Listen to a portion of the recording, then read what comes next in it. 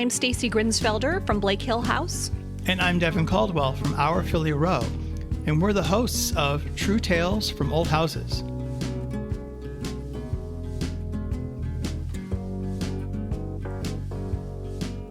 So, Devyn, here we are.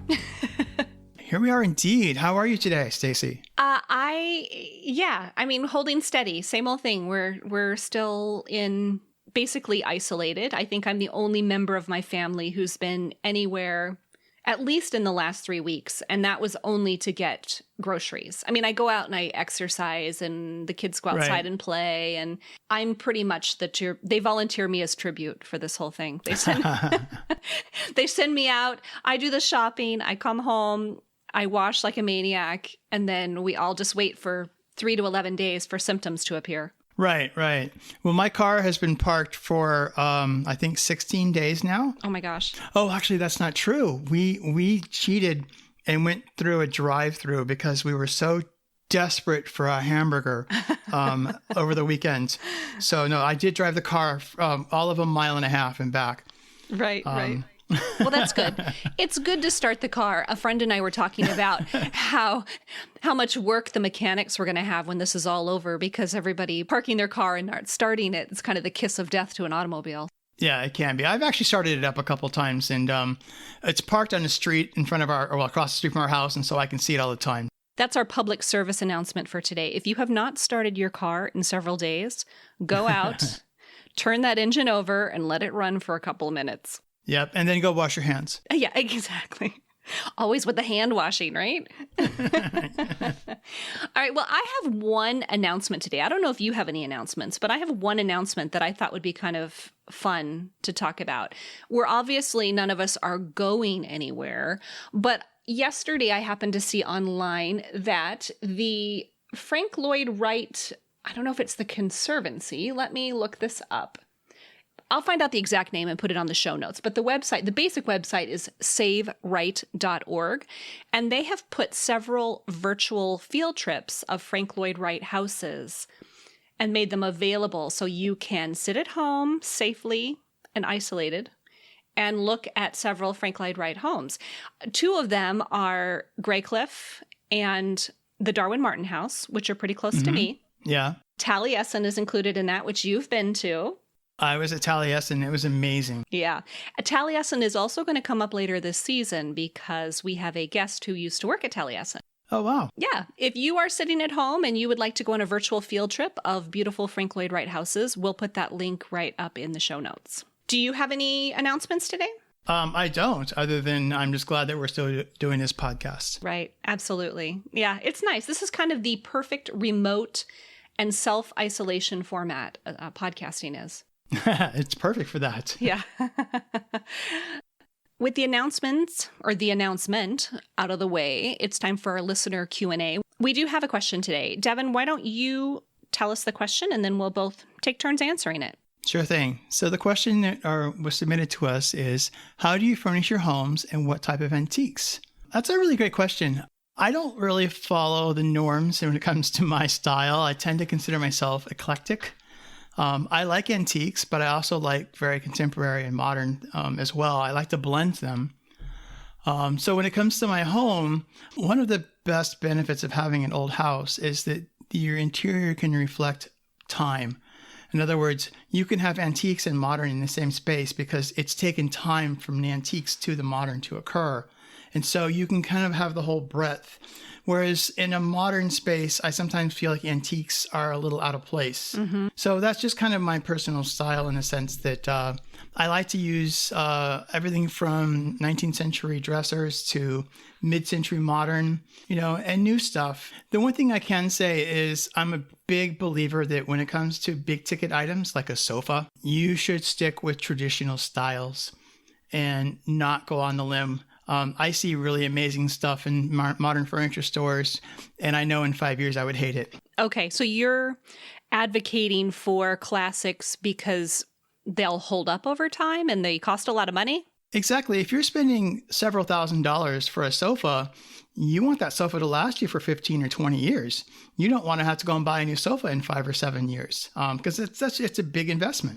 Are there any particular furniture items where you will always or almost always buy an antique versus something a little more modern? That's a good question. I like to always have at least one antique in a room. Okay, so it doesn't matter what it is. Yeah, it doesn't matter so much what it is, but I think it's important to have at least one antique within a room. Interesting. I know you like paintings too, antique paintings. Yeah, I like. I'm guilty of shopping Etsy and eBay late at night, especially after a glass of wine or two. I love buying antique portraits. Antique could be 19th century or 20th century, but I just love portraits, and so I tend to collect portraits. You're the one clicking the buy now button. I am. I do have criteria. There's a certain amount I will not exceed in spending. Typically, I won't spend more than $50 or $70 on a portrait. And although there have been exceptions, sometimes they're just so exceptional that we have one in particular that we paid way more than we should have, but we just had to have it. And so we did. Is that Lady Cordelia by chance? That could indeed be, yes. Miss Cordelia would be the one. I keep calling her Lady Cordelia. Is it Miss Cordelia? It is Miss Cordelia, but I think Lady Cordelia is absolutely just as appropriate. Okay, and we can put a picture of her on the show notes, right? Oh, yes, absolutely. She's slightly judgy, maybe? I don't know. How would you describe her? So the painting is from around 1825-ish. She's like a tomboy, I think. Okay. But definitely a bit like judgy, and it's just very kind of interesting. So we saw it, and it was immediately like, we have to have this. Yeah. I think about her all the time. Definitely. What is it? The idea that art should make you feel something? Lady Cordelia makes me feel something. Yeah, absolutely. Absolutely. The one thing that's interesting is we've been in our house for 2 years, but because no room is actually completely finished, I haven't been able to put my style on the house just yet. We have like one wall in the living room that more or less represents my style. Right. But my old apartment in New York really did reflect my style, which has changed in the last few years. But maybe we'll throw a picture up on the website as well as to kind of get an idea of what my eclectic style is. Right. Absolutely. I probably shouldn't even answer. I don't know. I'm not a good person to answer this question because I don't feel like I have ever gotten any room together aside from maybe some kids' bedrooms where the entire room was put together with not only the construction, but also the decor. I'm not really a decor person. Like, I can't see that. I don't, it's not my vision. I fix things. I paint things. I repair things. I want it to feel a certain way, but I don't exactly know how to get it to feel that way.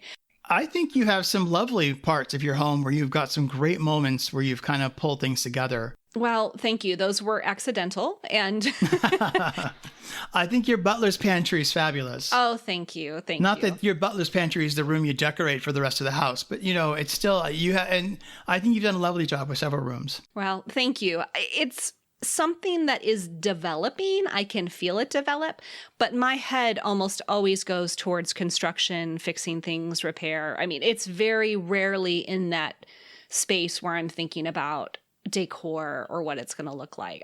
It's just there, and it may just be a consequence of an overwhelming amount of maintenance and work that needs to be done here. I know that feeling well. I consider decor maybe part of the fun part, and I'm really good at delayed gratification. So I'm not in any big hurry for that. But as far as antiques go, I remember when we moved in and this house was built, and I talk about this, between 1880, 1885. And Andy, my husband, said to me, so I guess we need to go out and get a whole bunch of antiques now. It's not that I don't like antiques. I have several. I kind of am in the same frame of mind as you with it's nice to have at least one really old piece in each room. But I can't imagine filling my whole house with antiques because it just wouldn't feel comfortable to me. Right. Not that there's anything wrong with that, No. because I've seen other people's homes that are filled with antiques and they're beautiful. Right. Absolutely. And I admire that, someone who will spend a great deal of time completely replicating a space. Yes. Yes. I am fascinated by that and in awe, and I totally respect that. It's just not where I want to live here in this house. Yeah. So I guess that's my long-winded answer. We love these listener questions. So if you have a question that you would like us to answer on air, please submit it through the Contact Us form over on truetalesfromoldhouses.com.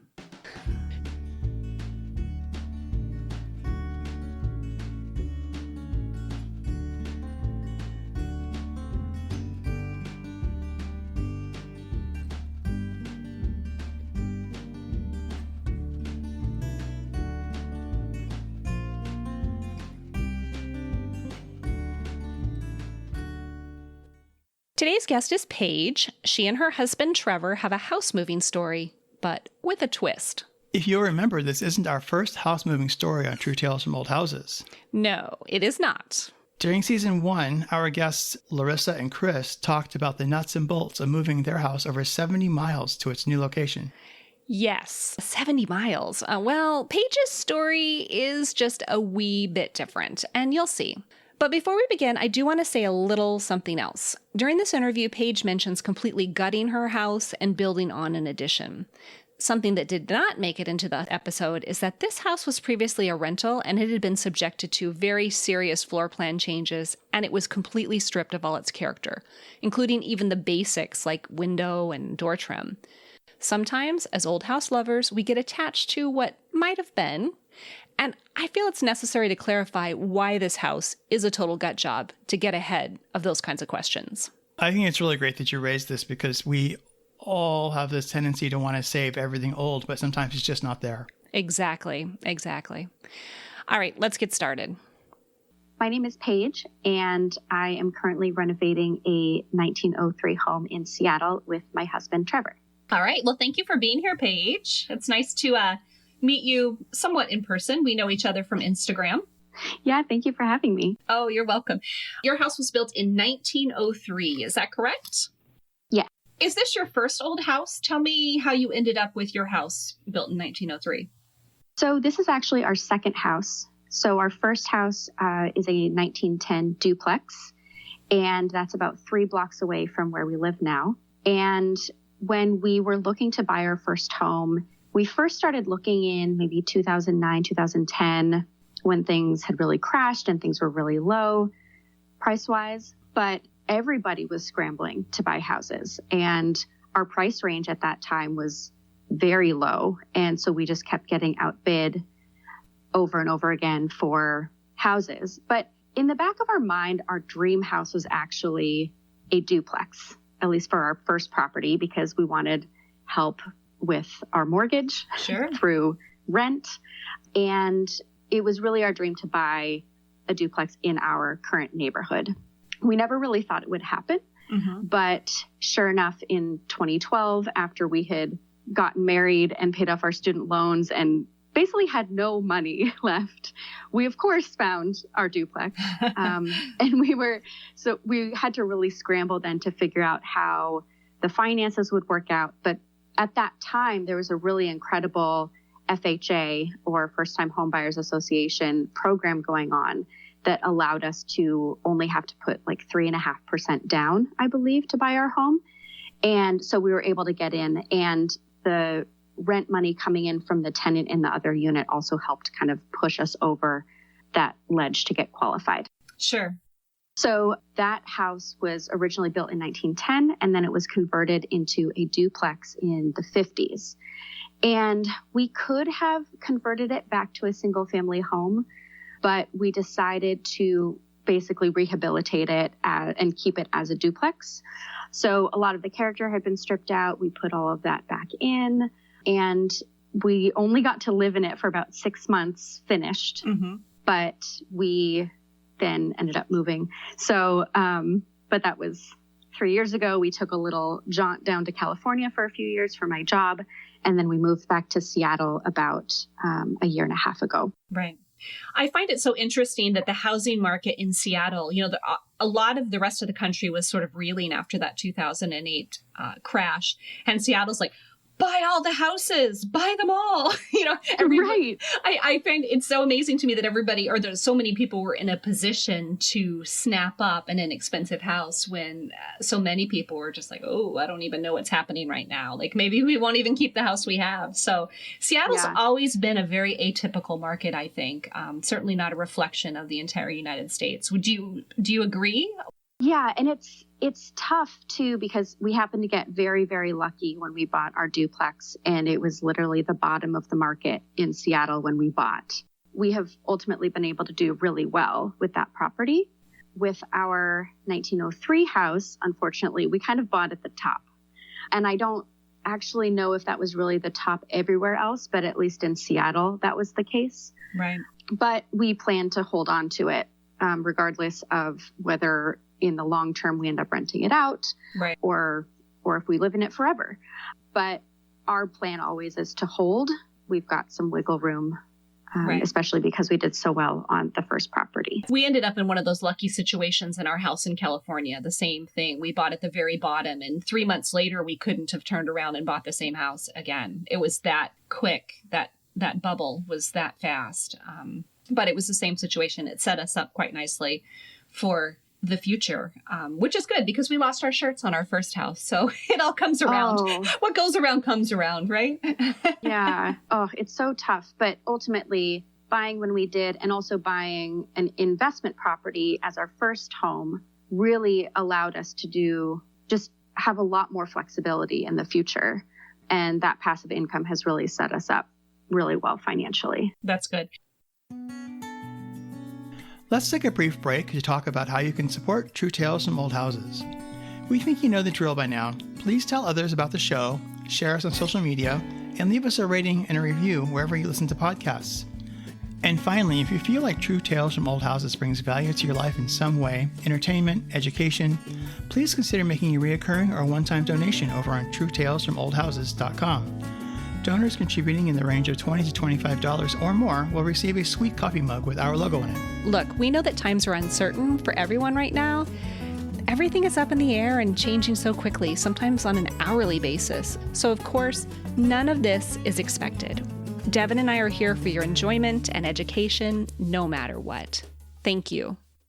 When I first started talking to you, I didn't realize that you had your own house moving story. We did a two-parter the first season with Larissa from Old House Love, and they moved their house 70 miles, I think it was. They live in Kansas, and they moved a big bungalow 70 miles. It was completely fascinating. But you have your own house moving story. Currently, you talked about your 1903 house. You aren't living in that right now. Is that correct? No, so we moved out just at the tail end of December to start renting the house next door. Okay. Which was very, very lucky. The woman who had been living here for 3 years, she moved out because she bought a condo. And we had actually been living in our house without heat since the beginning of October because our furnace had broke irreparably. And so we had been using little space heaters, and we didn't want to replace it because we knew we were going to be replacing it in 2020. I see. So when we actually bought our house, we bought it about maybe 5 months before we moved back to Seattle. And there was a tenant living in it. So then we were renting in Seattle when we moved back, and somebody else was living in our house. It was very complicated. Yeah, everybody's shuffling around. Yeah, it's all very tricky. But we are not living in our house now because we're now starting to gut it and prep it for this house lift. Tell everybody how far you're moving your house. We are moving our house 5 inches. Wait, say that again? We are moving our house 5 inches. I'm laughing, but I love it. And it's funny, when I heard 5 inches, I thought, wow, that seems like she's very detail oriented. Paige and Trevor, they're very detail oriented, but there's a very important reason why you're moving your house 5 inches. So I would like you to tell us why.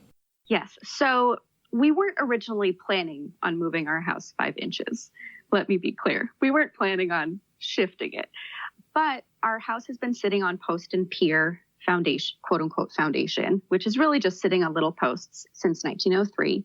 And the floors are really sloped. And we also live in earthquake country. And everybody's always saying, oh, the big Cascadia subduction zone is going to crack and fall into the ocean and everything's going to be horrible.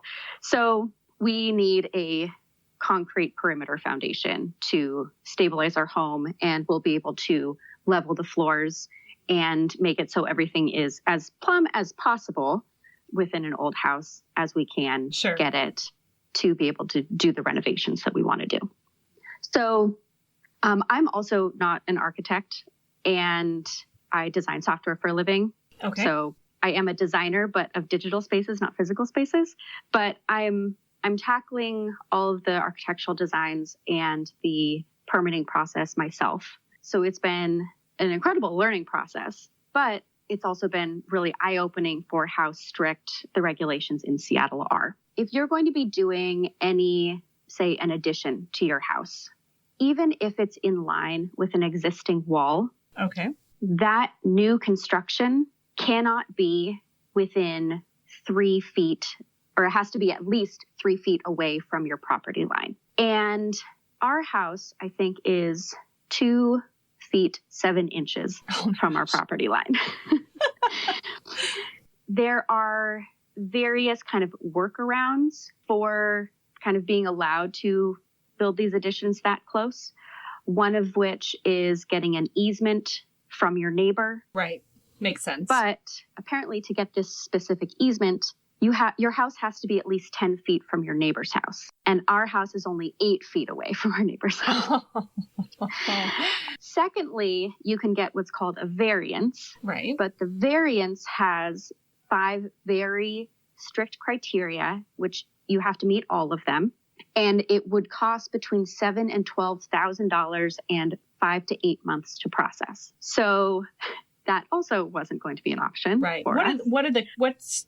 You don't have to know all the criteria if you don't know them right off your head, but just give an example of, do you have a couple of them, the criteria for a variance? I think one of them is it would be like economically unfeasible for you, like basically too expensive, like too cost prohibitive.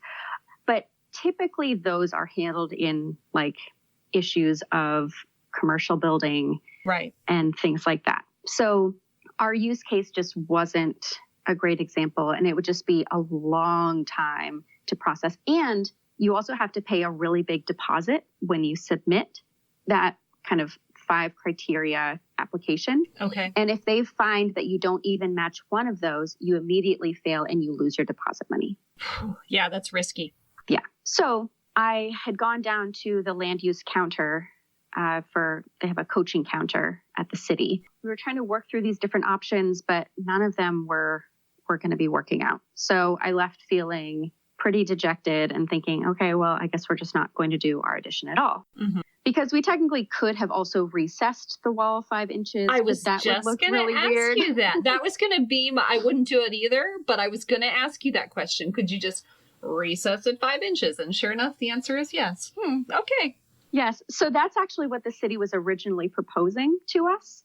But I felt that it was going to, look very odd. I also consulted a framer or a contractor. Sure. And they said that it would cost a lot more money because you need to run a separate beam to be able to support that recessed wall. Absolutely. And it would be just not in line with the existing house, and it would look very strange. And our house is, when it's finished, only going to be 1,360 square feet. So we want to be able to maximize as much interior square footage as possible. So 5 inches along a full wall, like 10 feet, is actually pretty significant. Sure. Yes, absolutely. So I left the permitting office. I got in the elevator, and it was a very slow moving, like old building elevator. And by the time I got to the bottom floor, I had thought, wait a second, since we're going to be lifting our house anyway, and I've seen all these incredible house moving stories on Instagram, could we just shift it over? I mean, it seems like 2 different aspects of physics, lifting versus shifting, but I'm going to just go brainstorm with the land use counter and see if they would even allow this. Right. So I hopped back in the elevator, went back upstairs, and asked them if that would be allowed. And they said, yeah, as long as you have at least 3 feet on the other side, you'll be fine. Wow. So that's now what we're doing. Oh, that's amazing. So I have a question for you. Did you have the land resurveyed just to make sure that you didn't need to move it over 6 inches or 5.5? I mean, so how does that we work? didn't have it resurveyed. We had a survey issued when we bought the house, or like a few months after we bought the house, just so that we could tie down our corners and really understand the location of the house on the lot. So that 2 feet 7 inches was a very recent measurement. So we just need to make sure that we're shifting it at least 5 inches. Okay. But we have this little kind of bay window bump out in our dining room on the other side of the house. And we don't want that encroaching too much on the path that's on that side. So we're going to find kind of a happy medium and just make sure that it's at least 3 feet on the other side. That is so interesting to me. So you are incredibly detail oriented because, as you said, this process is a process. And I know that I've watched you on Instagram and you've gone back and forth a few times. It's not like you went, decided you were going to move your house 5 inches and then came home and went, okay, we're doing it now. There's a lot of back and forth. Is that correct? Yes. And having to then talk through this crazy little detail with all of the different excavators we were talking with and getting bids from. And yeah, we did consider maybe we just don't move it at all and we just don't do our addition at all and just reorient the floor plan inside, which has been changed over the years as well. It's not the original floor plan, so we don't feel too bad shifting things around. Right. But we thought, maybe it's not even worth it to do this. But we ultimately decided that doing our addition would be kind of the best solution for our future family and for just like resale or rental values in the future, because it will give us 3 bedrooms and 2 bathrooms upstairs. How many square feet is the house now? The house is currently, it's 1197. Okay. To be very exact. Yes. Spent a lot of time with these floor plans. But there's this added mudroom, utility room off the back of the house, and that's being ripped off. Okay. So that's 37 square feet. And then our kitchen is only 1 story off the back of the house right now. And that's what's getting a second level. I see. That is a 200 square foot footprint. So we'll rip off the mudroom. Then our house will become 1160. Then we will add that addition and it will become 1360. Right. Yeah. It sounds like a very reasonable size for a house that you can grow into, but also it doesn't sound like you're trying to do anything too crazy. Not that I thought you were, but sometimes when we hear about people making renovations, they're like, well, yeah, I'd really like to add another 2,000 square feet on the back of the house. I see that a lot. Somebody will buy this really gorgeous big house and then they'll add 2,000 more square feet. I'm like, wow. Well, and it's funny because in working with the city through the permitting process, the energy reviewer and I were talking on the phone, and he was wanting me to make some changes. And then he said, wait, how big is your addition again? And I said 200 square feet. And he said, oh, you're fine. This requirement is just for anything over 500 square feet. Right. So I think he just kind of chuckled to himself because he's used to really huge additions and ours is just 200 square feet. But that's a lot of space for us. And it is a lot of space. I think, like you were talking about the 5 inches over, would you say 10 feet or 5 inches over how many feet? Over 10 feet. Over 10 feet. That is a lot of space. And I don't think people, I had some neighbors once and I think they added just like a little bump out on their house. And I think it was around 30 square feet. And I was like, this is great. I mean, their house felt so big, just having this little bump out where they could scoot their table, and any kind of added space makes a difference. And I think you're smart to maximize it. Where are you in this process? When do you expect this lifting and scooting to take place? And do you know how that works? You were talking about physics. Do you know how that works? I understand the lifting piece. The shifting piece is still a mystery to me. And I think I'm not even fully going to know what that is until they are doing it. But in terms of where we're at in the process, we are just waiting on our permits for the most part. So I just got the final comments back from our final reviewer just a couple days ago on Sunday. And I had a couple questions for the reviewers. I just got responses back, so I'm hoping to be able to resubmit tonight. So that process, I'm not sure how it differs from elsewhere in the country, but you submit your entire plan, and then for us, there are 3 different reviewers. There's a zoning reviewer, an energy reviewer, and an ordinance/structural reviewer. And they all have their own timelines, so they all just take however long they want to get back to you. And you can't actually respond to anyone else's comments, even if they finish them early, until the final reviewer gets back to you.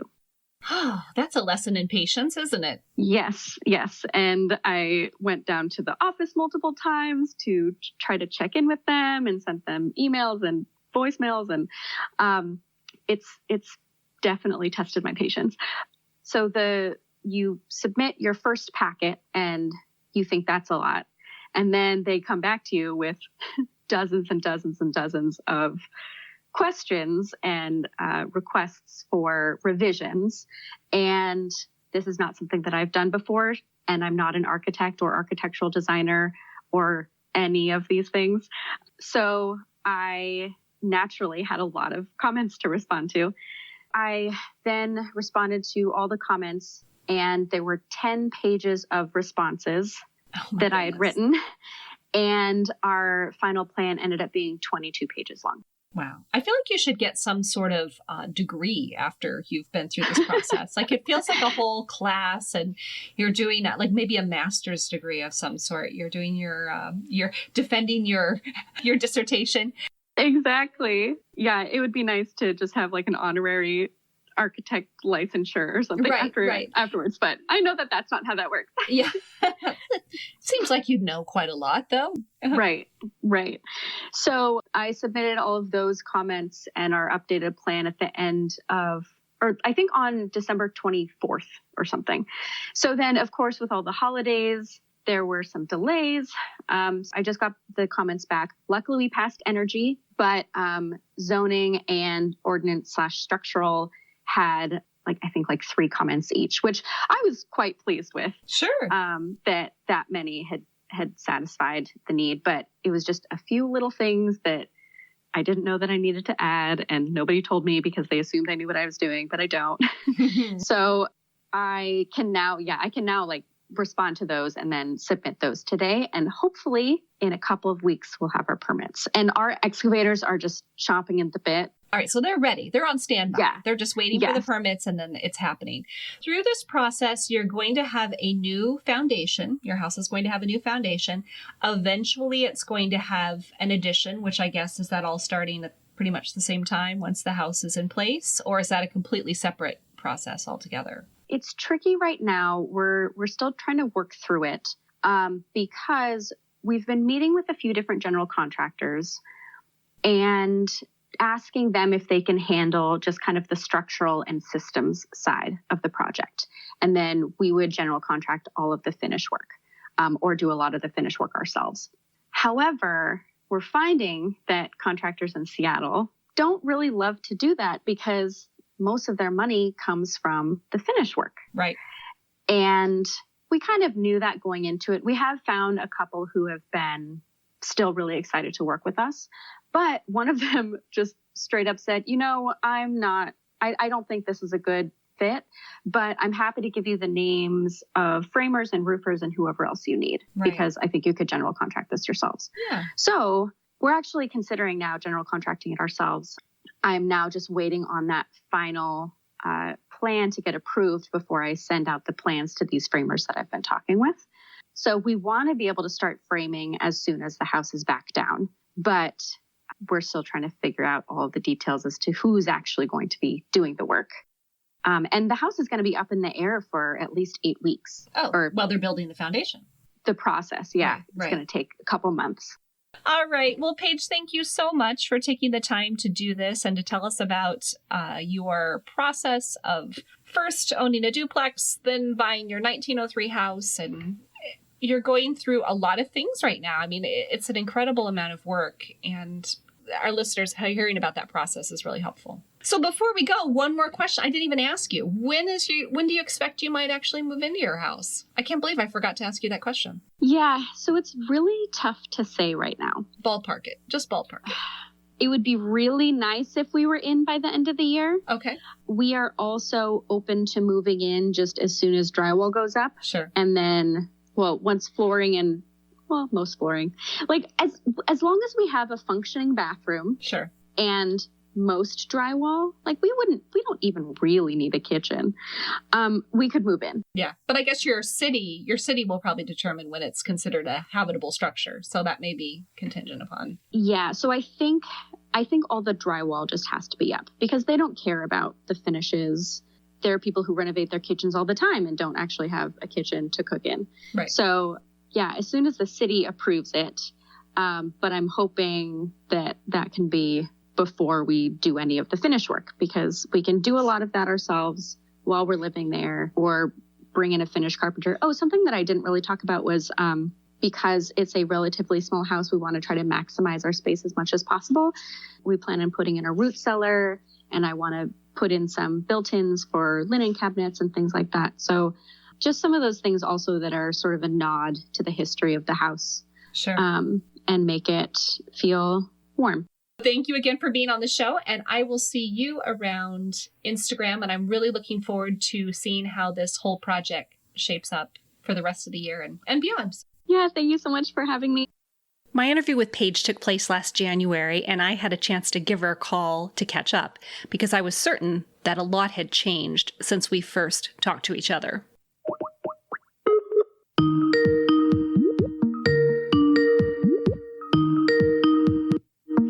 Hello. Hi, Paige. Hi, Stacy. Thank you for coming back and talking to me, because I know that a lot has changed since I talked to you in January. Just to recap, I guess, well, to bring you up to speed, because you haven't listened to the episode yet, we left off with you were going to make your final comments. You just received 3 back, so you were waiting for the permits, and the excavators were standing by. Yes. So amazingly, it all ended up falling into place. The final comments were approved. Good. By the city. And we had kind of anticipated for the excavators to start, I think it was like January 27th or something like that. And as soon as I told them that the permits landed, they actually messaged me and said, "Oh, can we actually start tomorrow?" Oh, that's great. Yeah. So they had finished their last job early, so they were able to start on ours. And they kicked things off by demolishing the back mudroom. And I didn't know that they were actually going to be kicking off quite to that extent right away.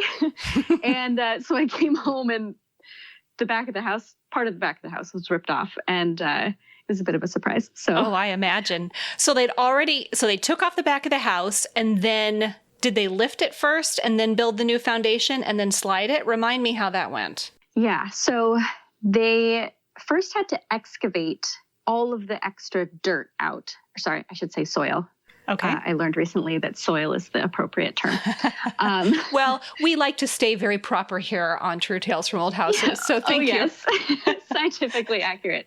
Right. I get called out on that stuff all the time, Paige. So thank you. No worries. They had to dig out as much as possible from underneath the back of the house so that they could start to install the cribbing, which are kind of like those Jenga brick piles, Jenga block piles made out of railroad ties. Okay.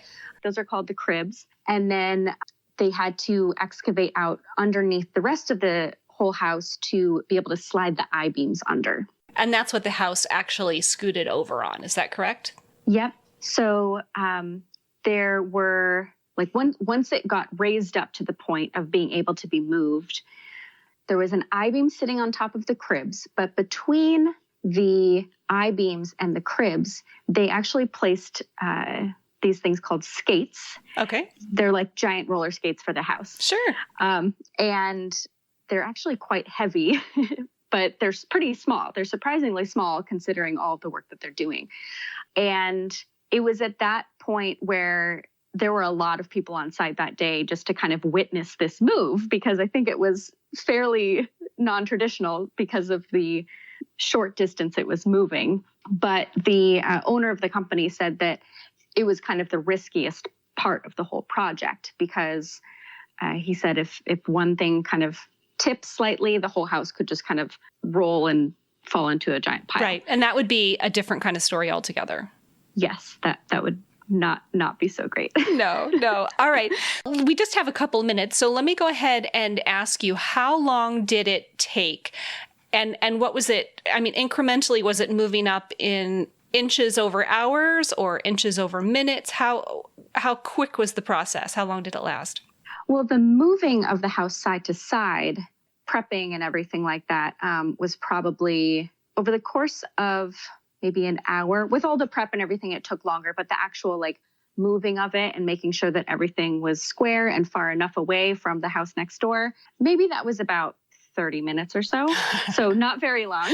Wow. All that prep for 30 minutes of scooting, right? Yep. But the actual lifting process took a couple of days simply because their system, they're using kind of what's called like a non-asynchronous system, as opposed to all of the hydraulic lifts operating in tandem together, raising the house in one go. They are individually operating each of the lifts. And that, I mean, there are a couple of different reasons why they chose to do that with this house. But overall, they were able to have kind of more control over each of the different corners of the house. So each of those kind of raising and lowering processes took a day or two. So that's amazing. Your house is up. It is now scooted over 5 inches or more. The proper amount. 7. Oh, 7. It ended up being 7. 7 inches. Okay, it's raised. It's scooted over 7 inches. It's back on its foundation. And I guess you're moving forward now with the framing and the addition. Is all of that starting up right now? So Trevor and I have to finish gutting the house. Okay. And we previously were thinking about having the excavation company also rip off. Turns out the back of the house has to come off for structural reasons instead of retrofitting the existing structure. And instead, we have decided we're going to do that ourselves. Good for you. So that means we're going to be ripping off a roof this weekend, something we've never done before. And the kitchen, our current kitchen, which we're currently removing from the house, is currently filled floor to ceiling with other demo materials that we have already pulled out. And we have a dumpster coming on the 15th. And then we're both taking the day off from work on Thursday, Friday.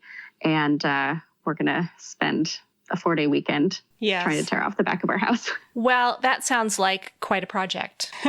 So I suppose if listeners want to follow along, they can find you over on Instagram. Your handle is @HelloHilltop.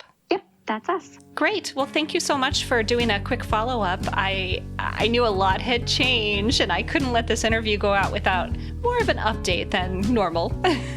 Yeah.